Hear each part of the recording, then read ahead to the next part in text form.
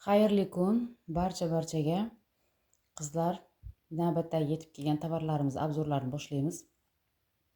Bu tovarlar yetib kelganiga ancha bo'lgan edi, lekin obzor qilishga hali ulgurmayotgandim. Endi boshlaymiz. Xo'p, penkalardan boshlaymiz. Cosrx'da pH balansi kam bo'lgan, gelviy teksturaga ega bo'lgan penkasi har qanday yuz turiga tushib ketaveradi qizlar. Juda ham yengil tekstura. Yuzni quritib yubormaydi, yuzga dag'allik ham qilmaydi. Har qanday yuz ishlatsa bo'laveradi, bundan juda ko'p sotaman. Baking powder keldi, bundan ham juda ko'p sotaman qizlar, bilishadi. Ugri bostimi yuzingizni bo'ldi. Ayniqsa balog'atga yetayotgan farzandi borlar uchun zo'r narsa bu. Qizlar, yigitlarni shunaqa yuzini ugri toshib ketadi. Hech qanaqa xot keragi yo'q ularga. Mana shu penkani 2 mahal yuvsa bo'ldi. Shundoq qutuladi ugridan. Green Tomato'dan o'sha Sungbun brendiga tegishli Green Tomato seriyasidan penka yetib kelgan qizlar. Yog'li, poralari keng bo'lgan qizlarga tavsiya qilinadi. Rosa ham zo'r effekt beradi. Bu Koreyada juda ham mashhur brend. Bu to'liq kelgan qizlar. Toneridan bor. Mana tonerini ob'yemi rosa katta, mana. Ob'yemi rosa katta tonerini, mana 300 ml, 350 ml. Buni 100 ml idishga kuydirib olsangiz ham bo'laveradi. Bo'lib ham beraman buni. Poralarni rosa zo'r qisqartirib beradi. Poralari katta qizlar bo'ladi-ku, yuzi juda ham yog'li, yog' ishlab chiqarganning hisobiga poralar kengayib ketgan. Vaqtida uni oldini olmasangiz qizlar, u juda ham xunuk ahvolga kelib qoladi. Ayniqsa ayol kishi uchun bu juda ham xunuk. Xuddi shuni mana ampulasi bor qizlar. Nabor holatda olib ishlatsangiz, rosa ham zo'r effektini bilasiz. Ampulasining idishi ham kattasidan, kichkinasidan emas.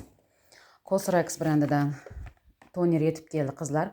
Propolislik juda ham sevaman bu tonerni. Men o'zim chunki juda ko'p ishlatganman. Har qanday yuz turiga tushaveradi. Yog'li, quruq tanlamaydi. Har qanday yuz turiga tushaveradi qizlar. Keyin rezultat bilasiz. Ishlatganingizda rezultatni bilasiz. Ham yuzingizni oziqlantiradi qizlar. Ham yuzni yorqin nur taratishga yordam beradi. Juda ham zo'r effektini bilasiz ishlatib ko'rsangiz. Keyin mana propolislik krem, o'sha Cosrx brendiga tegishli krem ham yetib kelgan qizlar. Propolisli narsalarni уже sovuq tushib qoldi, bemalol ishlatishni boshlasangiz bo'laveradi. Ko'pchilik mana yozlarda yuzimni yog'lantirib yuboradi, ishlata olmayman deydi. Yo'q, unaqa emas qizlar. Rosa ham zo'r namlantirib beradi. Keyin oziqlantiruvchi xususiyati bor buni. Oziqlantiruvchi krem. Juda ham yengil tekstura, yuzingizda hattoki borligi ham bilmaydi qizlar. Rosa ham zo'r. Agar toner bilan birga ishlatadigan bo'lsangiz, undan ham zo'r effekt beradi. Ordinary'dan retinol so'ragan qizlar keldi, mana 1% retinol zakaz qildim. Qizlar, agar umuman yuzingizga kislota ishlatmagan bo'lsangiz, men tavsiya qilaman haftada 1 marta ishlatib ko'rishingizni Ordinary'da. Ya'ni retinolni shunaqa qilib moslashtirishingiz kerak. Birinchi haftasida 1 marta, keyingi haftasida 2 marta shunaqa qilib через день ishlatadigan qilib olib chiqib olsangiz bo'ladi. Bosqich, lekin birdaniga 2 kunda 1, 3 kunda 1 ishlatishingizni tavsiya qilmayman.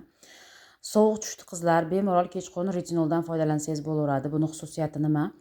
Retinolning foydasi yuzingizdagi hujayralarni yangilaydi. Tirishlaringizga yordam beradi, dog'laringizga yordam beradi, aknedan qolgan dog'lar, umuman ugri toshgan yuzlar. Retinolning juda ham ko'p funksiyasi bor. Ya'ni yuzingizdagi qanaqa problema bo'lsa, shunga ishlab beradi. Faqat to'g'ri ishlata olsangiz. Retinolni ishlatgandan keyin qizlar, albatta 30-40 daqiqa o'tgandan keyin namlantiruvchi yoki oziqlantiruvchi krem ishlatishingizni tavsiya qilaman. Sababi retinol yuzni quritadi. Baryer qismiga shikastlab qo'ymasligi uchun albatta oziqlantiruvchi kremdan foydalanishingiz kerak. Bundan keldi qizlar 1%ligidan.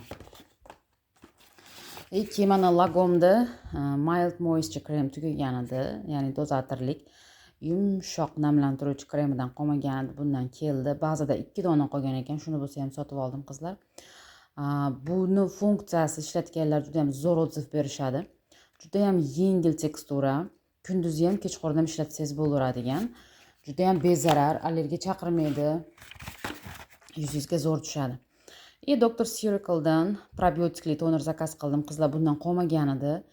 Probiotikli tonerlar juda ham zo'r ishlab beradi yuzda. Yog'li yuzga ham, quruq yuzga ham tushaveradi. Aksariyat quruq yuzlarga tushadi. Aynan o'sha baryer qismi shikastlangan qizlar uchun rosa zo'r tushib beradi. Kuz kelyapti qizlar.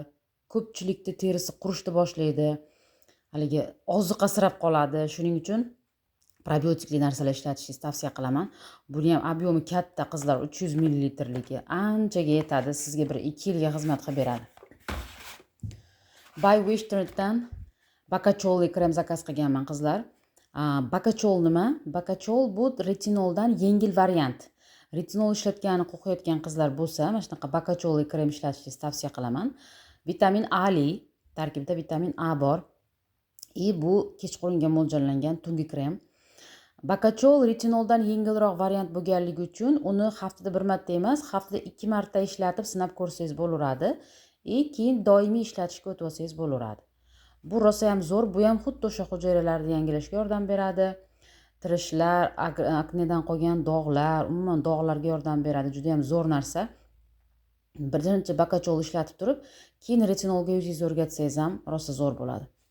Qizlar, bu koreyskiy mahsulotlarim. Endi hozir make-up mahsulotlar, atirlar kelgan. Bularni alohida video qilib tashlayman.